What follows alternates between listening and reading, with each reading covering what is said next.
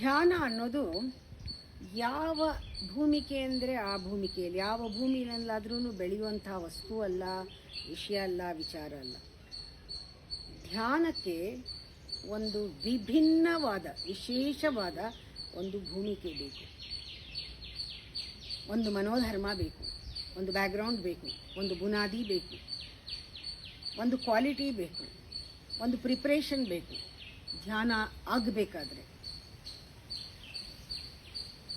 ಎಲ್ಲಿ ಅಂದರೆ ಅಲ್ಲಾಗಲ್ಲ. ಅದು ನಾವು ರೆಡಿ ಇರಬೇಕು. ಧ್ಯಾನಕ್ಕೆ ನಾವು ಅಯೋಗ್ಯರಾಗಿದ್ದಾಗ ಅದಾಗತ್ತೆ.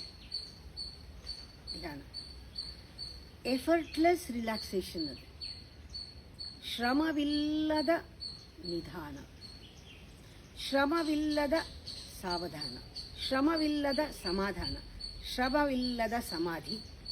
ಧ್ಯಾನ ಈ ವಿಧಾನ. ಅದರಿಂದ ಶ್ರಮ ಬೇಕಿಲ್ಲ. ಇದನ್ನು ರೂಢಿ ಮಾಡ್ಕೊಳ್ಳೋಕ್ಕಾಗಲ್ಲ. ಪ್ರಾಕ್ಟೀಸ್ ಮಾಡ್ಕೊಳ್ತೀನಿ ಅಂದರೆ ಇದಾಗೋದಿಲ್ಲ. ರೂಢಿ ಮಾಡಿಕೊಂಡ್ರೆ ಆರ್ಟಿಫಿಷಿಯಲ್. ರೂಢಿ ಮಾಡಿಕೊಂಡು ಸಮಾಧಾನವಾಗಿರೋರನ್ನ ನೋಡಿದ್ದೀನಿ, ಒಳಗಡೆ ಎಲ್ಲ ಕುದಿತಾ ಇರುತ್ತೆ. ಯಾವುದು ಸಹಜವಾಗಿರುತ್ತೆ ಅದು ಮಾತ್ರ ನ್ಯಾಚುರಲ್ ಆಗಿರುತ್ತೆ, ಅದು ಮಾತ್ರ ಸತ್ಯ. ಟ್ರೂತ್ ಯಾವುದು?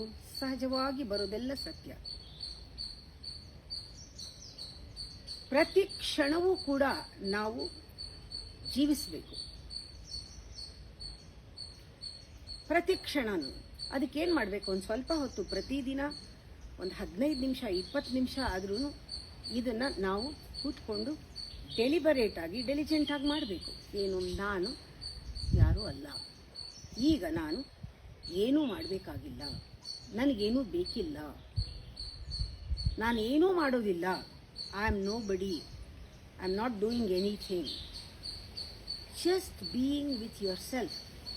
ಇವಾಗ ನಾನು ಸುಮ್ಮನೆ ಇರ್ತೀನಿ ಅಂತ, ಇದು ನಿಮ್ಮ ಕಡೆಯಿಂದ ಆಗಬೇಕಾಗಿರೋದು. ಇದಾಗದೆ ಏನೂ ಸಾಧ್ಯ ಇಲ್ಲ. ಹೀಗಾದಾಗ ನಾನೇನು ಮಾಡಬೇಕಾಗಿಲ್ಲ ಅಂದಾಗ ಪ್ರತಿಯೊಂದು ಕ್ಷಣ ಮುಖ್ಯ ಆಗುತ್ತೆ. ನಾವು ಆ ಕ್ಷಣವನ್ನು ನೋಡ್ತೀವಿ, ಆ ಕ್ಷಣವನ್ನು ಆಸ್ವಾದಿಸ್ತೀವಿ, ಪ್ರತಿಯೊಂದು ಕ್ಷಣವನ್ನು ಹೀರಬೇಕು. ವಾಸ್ತವದ ಇರುವಿಕೆಯನ್ನು ಗ್ರಹಿಸಬೇಕು. ಆಗ ನಮಗೆ ಗೊತ್ತಾಗುತ್ತೆ ನಾನು ಏನೂ ಮಾಡಬೇಕಾಗಿಲ್ಲ ಅಂತ. ಅಂದರೆ ನಾನು ಗಳಿಸೋದೇನೂ ಇಲ್ಲ, ಇರೋದರಲ್ಲಿ ಪ್ರತಿಯೊಂದು ಕ್ಷಣ ಜೀವಂತವಾಗಿರೋ ಕ್ಷಣದಲ್ಲಿ ಜೀವಿಸಬೇಕಷ್ಟೇ ಅನ್ನೋದು ಗೊತ್ತಾಗ್ಬಿಡುತ್ತೆ. ಇದನ್ನು ಏನು ಹೇಳ್ತಾರೆ ಅಂದರೆ ಇನ್ನರ್ ಜರ್ನಿ ಅಂತ. ಇನ್ನರ್ ಜರ್ನಿ ವಾಸ್ತವದಲ್ಲಿ ಅಂದರೆ ಈಗ ವರ್ತಮಾನದಲ್ಲಿ ಯಾತ್ರಿಸುವುದು ಅಂತ ಹೇಳ್ತಾರೆ.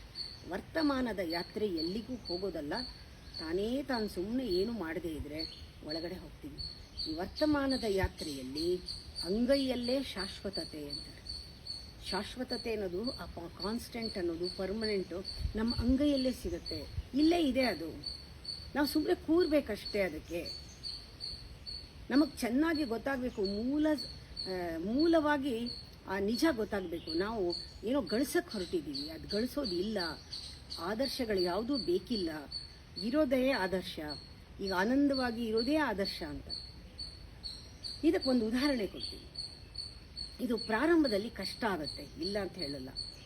40 ವರ್ಷ ಆದಮೇಲೆ ಕಣ್ಣು ಕಾಣಲ್ಲ, ಸ್ವಲ್ಪ ಮಬ್ಬಾಗತ್ತೆ. ಕಣ್ಣು ಕಾಣಲ್ಲ ಅಂದರೆ ಚಾಲೀಸ್ ಅಂತೀವಿ, ಸ್ಪಷ್ಟವಾಗಿ ಕಾಣಲ್ಲ. ಬರ್ತಾ ಬರ್ತಾ ಬರ್ತಾ ಬರ್ತಾ ಅದು ಒಂದು ಅಭ್ಯಾಸ ಆಗೋಗುತ್ತೆ. ಕಣ್ಣು ಅರ್ಧ ಇಟ್ಕೊಂಡು ನೋಡೋದು ಅದು ಅಭ್ಯಾಸ ಆಗೋಗುತ್ತೆ, ಸಹಜ ಅನಿಸ್ಬಿಡುತ್ತೆ. ಎಲ್ಲರೂ ಹಾಗೆ ನೋಡ್ತಾ ಇದ್ದಾರೆ. 40 ವರ್ಷ 50 ವರ್ಷ ನಮ್ಮ ಜೊತೆಲಿರೋರೆಲ್ಲ ಹಾಗೆ ನೋಡ್ತಾ ಇದ್ದಾರೆ. ಎಲ್ರಿಗೂ ಮಬ್ಬಿದೆ, ಕಣ್ಣು ಕಾಣಲ್ಲ. ಇದು ಒಂದು ತಮಾಷೆ ಆಗೋಗುತ್ತೆ. ಆಮೇಲೆ ಕನ್ನಡಕ ಹಾಕೊಂಡಾಗ ಮಾತ್ರ ಸ್ವಲ್ಪ ಚೆನ್ನಾಗಿ ಕಾಣುತ್ತೆ. ಆಮೇಲೆ ಕನ್ನಡಕದ ಗ್ಲಾಸ್ ಎಲ್ಲ ಬದಲಾಗ್ತಾ ಒಂದಿನ ಯಾವ ಗ್ಲಾಸ್ ಹಾಕೊಂಡ್ರೂ ಇಲ್ಲ, ಪ್ರಯೋಜನ ಇಲ್ಲ, ಪೂರ್ತಿ ಮಬ್ಬಾಗ್ತಾ ಇದೆ ಅಂತ. 60 ವರ್ಷ ದಾಟಿದೆ, ಕಣ್ಣೆಲ್ಲ ಕಾಣ್ತಾನೇ ಇಲ್ಲ. ಇವಾಗ ಡಾಕ್ಟರ್ ಹತ್ರ ಹೋದಾಗ ಆಪ್ರೇಷನ್ ಮಾಡಬೇಕು, ಪೊರೆ ಬಂದಿದೆ ಅಂತಾರೆ.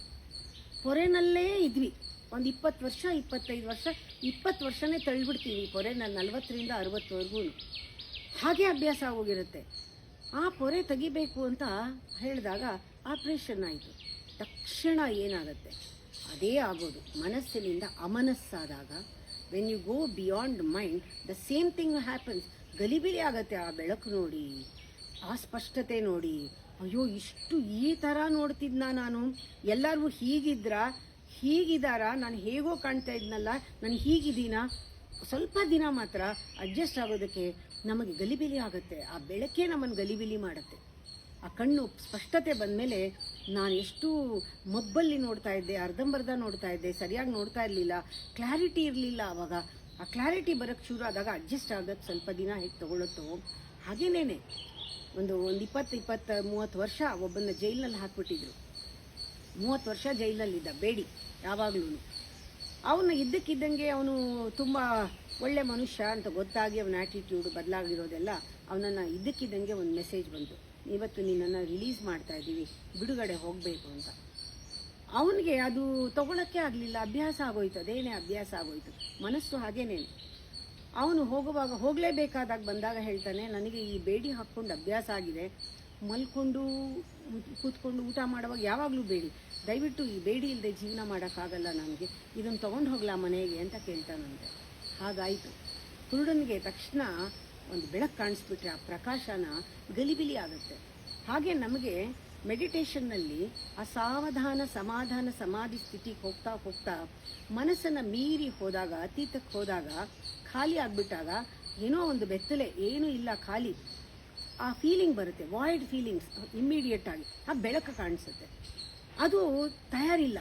ಇದುವರೆಗೂ ಪಾಸಿಂಗ್ ದ ಬಕ್ ಮಾಡಿ ಮಾಡಿ ಮಾಡಿ ಆಗಿದ್ದೆಲ್ಲ ನಾನು ಆಗದೆ ಇರೋದೆಲ್ಲ ಬೇರೆಯವರು ಅಂತ ಮಾಡಿ ಮಾಡಿ ಮಾಡಿ ಎಷ್ಟು ಅಭ್ಯಾಸ ಆಗಿರುತ್ತೆ ಅಂದರೆ ತುಂಬ ಕಷ್ಟ ಒಪ್ಕೊಳ್ಳೋದು. ಹೌದು, ನನ್ನ ಖಿನ್ನತೆಗೆ, ನನ್ನ ದೋಷಕ್ಕೆ, ನನ್ನ ಬೇಸರಿಗೆ ನಾನೇ ಜವಾಬ್ದಾರಿ ಅಂತ ನಾನು ಒಪ್ಕೊಳ್ಳೋದು ಬಹಳ ಕಷ್ಟ ಆಗುತ್ತೆ. ಬೇರೆಯವ್ರ ಮೇಲೆ ಹಾಕಿ ಹಾಕಿ ಅಭ್ಯಾಸ ಆಗಿರುತ್ತೆ. ಇದನ್ನು ಆಂದೋಲನ ಅಂತ ಹೇಳಿದ್ರು. ಸ್ಪಿರಿಚುವಲ್ ರೆವಲ್ಯೂಷನ್ ಎಲ್ಲೂ ಹೊರಗಡೆ ಬಾವುಟ ಇಟ್ಕೊಂಡು ಓಡಾಡೋದಲ್ಲ, ನಮ್ಮಲ್ಲಿ ಆಗುವ ದೊಡ್ಡ ಪರಿವರ್ತನೆ. ಈ ಒಂದು ಆಂದೋಲನ ಘಟಿಸಬೇಕು, ಅದು ಆಗಬೇಕು, ನಮ್ಮಲ್ಲಿ ಅವತರಿಸಬೇಕು, ಅದು ಒಳಗಿಂದ ಬರಬೇಕು. ನಮ್ಮ ಭಾರತ ದೇಶ ಬಹಳ ಪ್ರಾಚೀನ.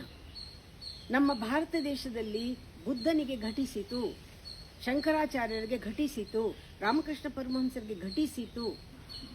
ಅವರಿಗೆ ಫ್ರೀಡಮ್ ಸಿಕ್ತು, ಮುಕ್ತಿ ಸಿಕ್ತು, ಅವ್ರಿಗೆ ಬಿಡುಗಡೆ ಆಯಿತು. ಅವ್ರ ಮನಸ್ಸಿಂದ ಅಮನಸ್ಸಿಗೆ ಹೋದರು, ಸಾಕ್ಷೀಭೂತವಾಗಿ ಎಲ್ಲವನ್ನೂ ನೋಡೋಕ್ಕೆ ಶುರು ಮಾಡಿದ್ರು. ಸ್ಪಷ್ಟವಾಗಿ ಅವರು ಜವಾಬ್ದಾರಿಯಿಂದ ಇದ್ರು. ಅವರಿಗೆ ತನ್ನ ಸುಖ ದುಃಖ ಎಲ್ಲಕ್ಕೂ ತಾನೇ ಜವಾಬ್ದಾರಿ ಅಂತ ಗೊತ್ತಾಯಿತು. ಘಟಿಸುತ್ತದು. ಆದರೆ ಜನಸ್ತೋಮ ಹಾಗೆ ಉಳೀತು. ಬಂದು ಹೋಗೋರು ಹೋದ್ರು. ಬುದ್ಧ ಬಂದ, ಬುದ್ಧ ಹೋದ, ಅವನಿಗೆ ಘಟಿಸ್ತು. ಆದರೆ ಈಗ ನಾವು ತಿಳ್ಕೋಬೇಕು, ಏನೇ ಆದರೂ ಕೂಡ ಅದು ಇಂಡಿವಿಜುವಲ್ ಲೆವೆಲ್ನಲ್ಲಿ ಆಗೋದು. ಯಾವುದೇ ಎಸ್ಪೆಷಲಿ ಬೇರೆ ಆಂದೋಲನ ಬಿಡಿ, ಬೇರೆ ಕ್ರಾಂತಿಗಳು ಬಿಡಿ, ಈ ಕ್ರಾಂತಿ, ಈ ಆಂದೋಲನ, ಈ ಪರಿವರ್ತನೆ, ಈ ರೆವಲ್ಯೂಷನ್ ಇಂಡಿವಿಜುವಲ್ ಲೆವೆಲ್ನಲ್ಲಿ ನಮಗೆ ಬೇಕಾದರೆ ಮಾತ್ರ ಆಗುತ್ತೆ, ಇದ್ರೆ ಆಗೋದಿಲ್ಲ. ನಾವು ಅಲರ್ಟ್ ಆಗಿ ಅವೇರ್ನೆಸ್ ಇದ್ರೆ ಮಾತ್ರ ಆಗುತ್ತೆ. ಅದು ಘಟಿಸಬೇಕು ನಮ್ಮಲ್ಲಿ. ಆ ಪರಿವರ್ತನೆ ನಮ್ಮಲ್ಲಿ ಒಳಗಿಂದನೇ ಆಗಬೇಕು. ನಮಗೆ ಗೊತ್ತಾಗಬೇಕು, ನಮಗಿದು ಬೇಡ, ಸಾಕು ಅಂತ. ಯಾವಾಗ ನಮ್ಗೆ ಅನ್ಸುತ್ತೆ ಆ ಥರ ಹಾಕಿ ಹಾಕಿ ಹಾಕಿ ಬೇರೆಯವ್ರ ಮೇಲೆ ಭಾರ ಹಾಕಿ ಹಾಕಿ ಹೊರೆ ಹಾಕಿ, passing the buck is nothing but depending on others. You are not responsible. ಆಗ ಹಾಕಿ ಹಾಕಿ ನಮಗೆ ನಮ್ಮ ತಲೆನ ಬೇರೆಯವ್ರ ಮೇಲೆ ಒರಗಿಸಿ ಅಭ್ಯಾಸ ಹೋಗಿರುತ್ತೆ. ನಮ್ಗೆ ಯಾವಾಗ ಇದು ರಿಯಲೈಸ್ ಆಗುತ್ತೆ, ನಮ್ಮ ಶೋಲ್ಡರ್, ನಮ್ಮ ಭುಜದ ಮೇಲೆ ನಮ್ಮ ತಲೆ ಕೂತ್ಕೊಂಡಾಗ ಆ ಸಮತ್ವ, ಸಮತೋಲನ, ಸಮಾಧಿ, ಆ ಸಮಯೋಗ ಏನು ಅಂತ ಗೊತ್ತಾಗುತ್ತೆ, ಸಂಯಮ ಗೊತ್ತಾಗುತ್ತೆ. ಆಗ ಎದೆ ಭಾರ ಕಮ್ಮಿ ಆಗೋದು. ಬೇರೆಯವ್ರ ಮೇಲೆ ಭಾರ ಹಾಕಿದ್ರೆ ಎದೆ ಭಾರ ಜಾಸ್ತಿ ಆಗುತ್ತೆ. ನಮಗೆ ನಾವು ಜವಾಬ್ದಾರಿ ತಗೊಂಡಾಗ ಆ ತಲೆ ನೆಟ್ಟಗಿದ್ರೆ, ಸಮತ್ವದಲ್ಲಿದ್ದರೆ, ಆಗ ಎದೆ ಭಾರ ತಾನೇ ಕಮ್ಮಿ ಆಗುತ್ತೆ. ಪ್ರತಿ ದಿವಸ ನಾವು ಎದ್ದಾಗ ನಾವು ಅಂದ್ಕೊಳ್ಬೋದು, ಇವತ್ತು ಅಕಸ್ಮಾತ್ ಖಿನ್ನತೆನೋ ದುಃಖನೋ ಬೇಸರನೋ ಆದರೆ ಇದಕ್ಕೆ ಆಯ್ಕೆ ನಂದೇ ಆಯ್ಕೆ, ಇದಕ್ಕೆ ಯಾರೂ ಜವಾಬ್ದಾರರಲ್ಲ. ಇದು ನಿಜವಾಗ್ಲೂ ಬಂದ್ಬಿಟ್ಟಾಗ ನಮಗೆ ಎಲ್ಲ ಆದರ್ಶಗಳು ಕೂಡ ಬರೀ ಎಲ್ಲ ಟೊಳ್ಳು, ಅದರಲ್ಲಿ ಏನಿಲ್ಲ. ನೋಡಿ, ಇವತ್ತು ಈಗ ಇಲ್ಲಿ ಈ ಕ್ಷಣ ನಾವು ನೋಡದೇ ಇದ್ದರೆ, ನಾವು ಗ್ರಹಗಳ ಗತಿಗಳನ್ನ ಜಾತಕ ಹಿಡ್ಕೊಂಡು, ಆಕಾಶ ನೋಡಿಕೊಂಡು, ನಾಳೆ ನನ್ನ ಭವಿಷ್ಯ ಏನು, ನಾಳೆ ಏನು ನೋಡ್ತಾ ಈ ಹಳ್ಳದಲ್ಲಿ ಇವತ್ತು ಬಿದ್ದರೆ ಏನು ಪ್ರಯೋಜನ ಇದೆ?